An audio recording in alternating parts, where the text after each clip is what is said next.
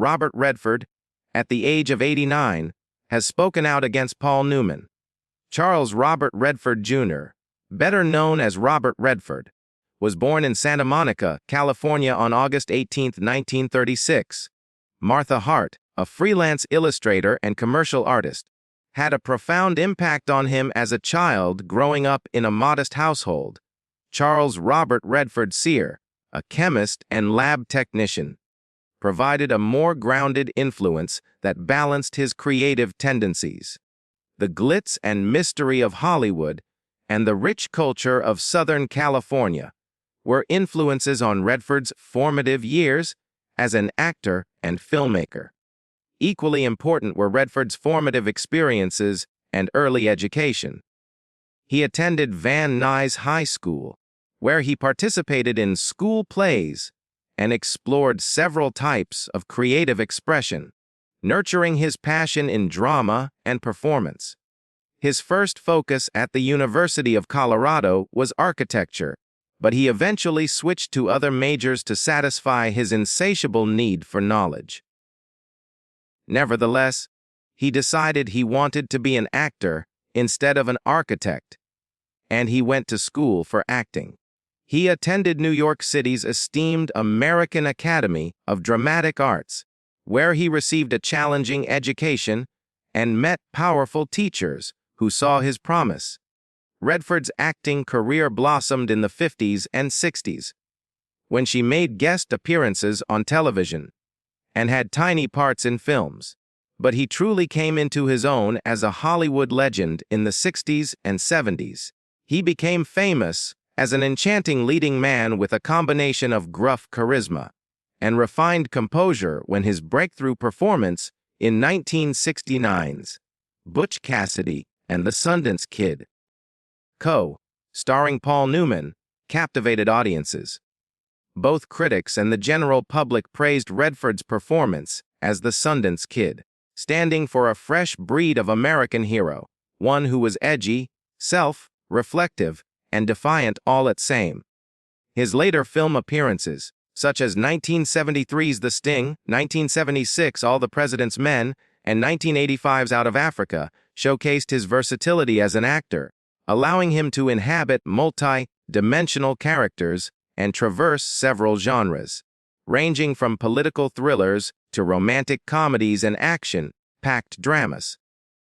In addition to his acting career, Robert Redford is well known for his work as an independent film promoter and visionary filmmaker, a nonprofit organization that supports independent filmmakers and nurtures emerging talent. The Sundance Institute was created by him in 1980. The Sundance Film Festival was born out of this movement.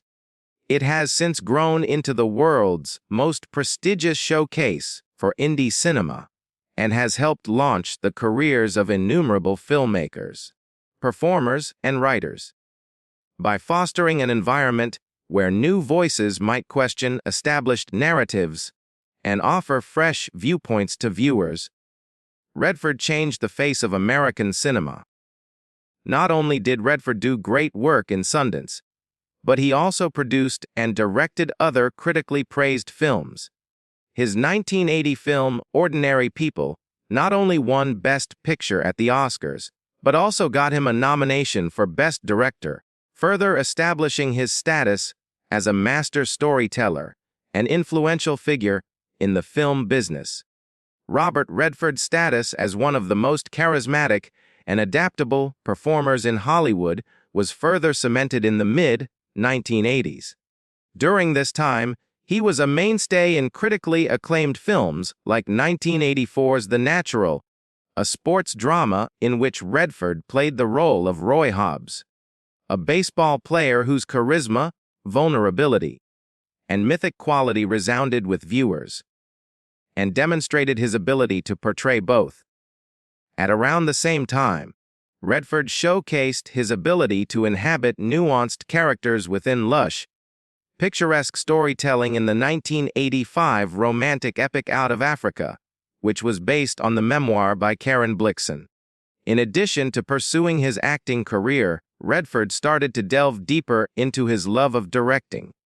In 1988, he directed a cinematic adaptation of John Nichols' novel The Malagro, Beanfield War, which allowed him to express his creative sensibilities while still being socially conscious through storytelling.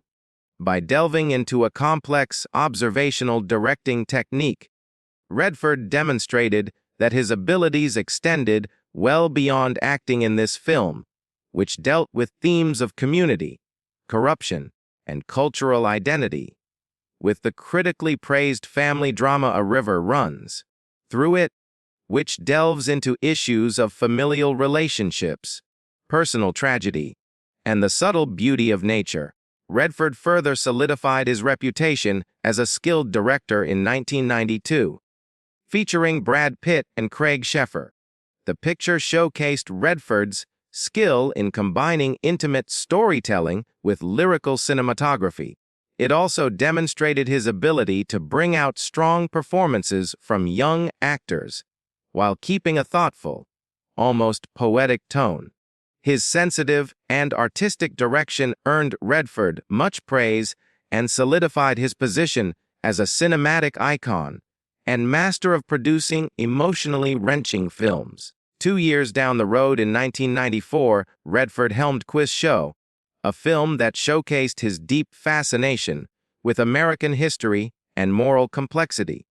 The film took a hard look at the quiz show scandals of the 1950s, when popular TV shows were manipulated to increase ratings, and provided a critical analysis of media ethics, corporate dominance, and the loss of public confidence. The fact that Redford took on such a divisive and demanding topic shows not just that he isn't afraid to use film to address difficult social topics, but also that he is skilled at combining historical truth, character growth, and dramatic suspense. In the late 1990s, Redford was busy between acting and directing. He was in The Horse Whisperer, a 1998, in both the leading and supporting roles, a film that managed to blend a profoundly moving story with stunning Western cinematography. Through the story's focus on healing, equine and human, Redford was able to delve into topics like trauma, rehabilitation, and the curative influence of nature. His exceptional self-direction skills, which he displayed on this assignment, shone through in the cohesiveness of his narrative and the genuineness of his emotions, strengthening his standing as an exceptionally perceptive and sensitive filmmaker. Redford maintained a strong career in acting and producing throughout the 2000s. He played the role of a university professor in the 2007 political drama Lions for Lambs, which explored the connections between politics, the media, and individual accountability. As an actor, Redford displayed his ever-present gravitas and magnetism in this project. His 2011 historical drama The Conspirator, about Mary Surratt and the events after Abraham Lincoln's assassination, reflected his continuing fascination with moral ambiguity, justice, and storytelling from the past. His 2012 film, The Company You Keep, was another example of him combining his two strengths.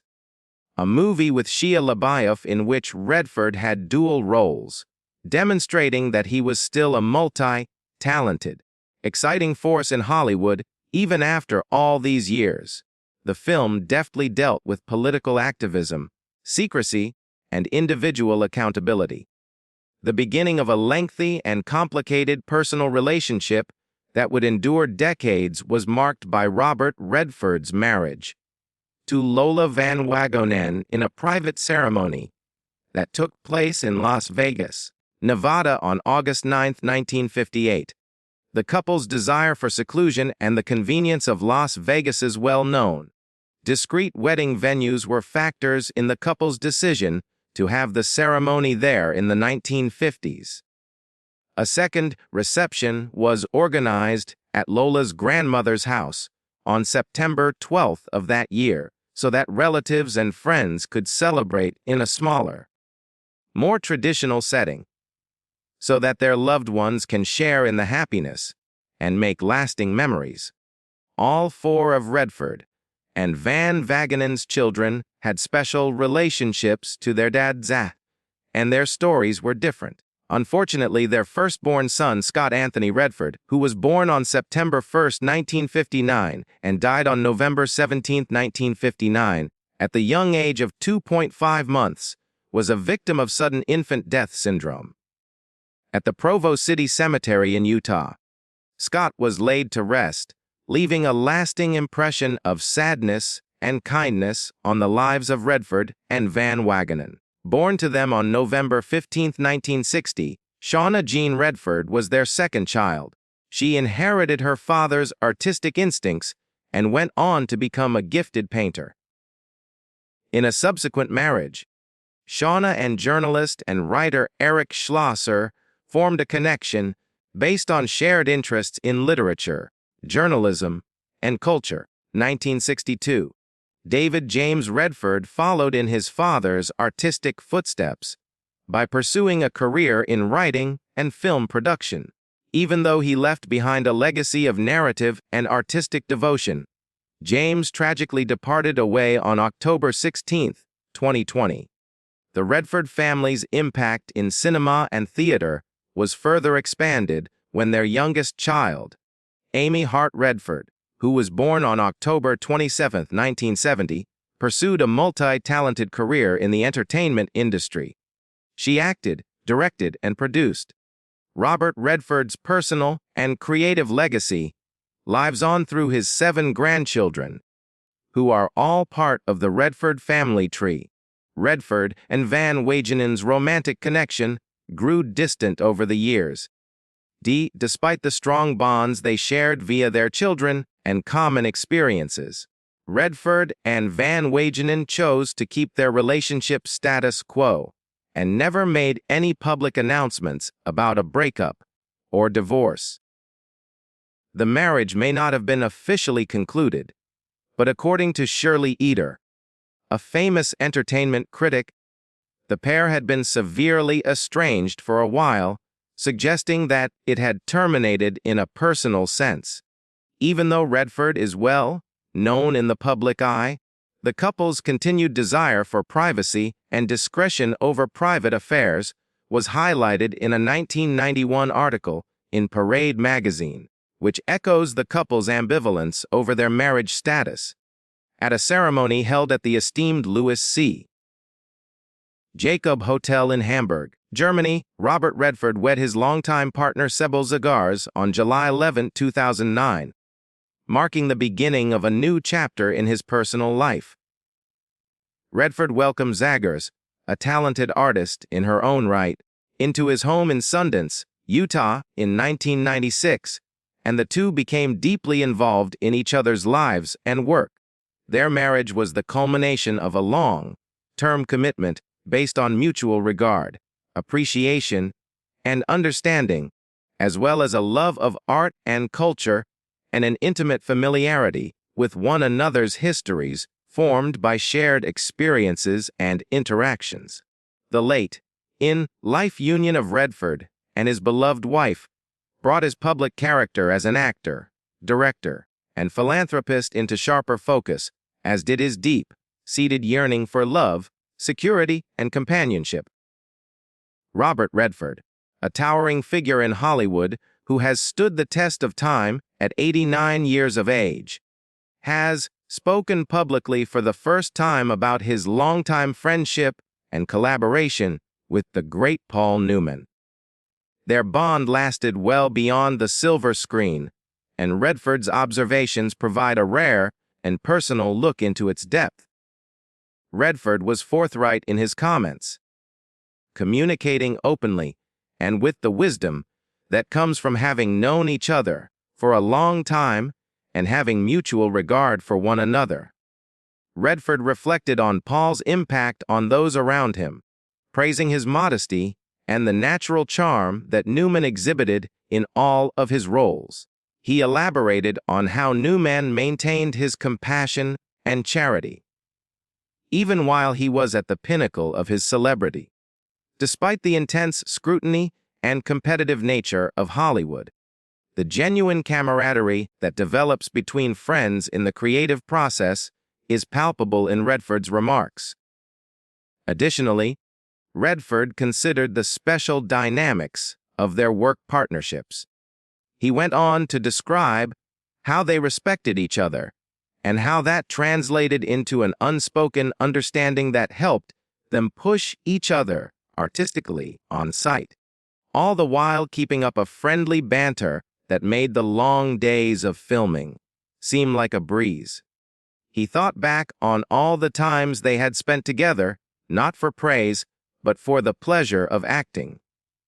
Improvising scenes, debating character motivations, and pushing each other to do better.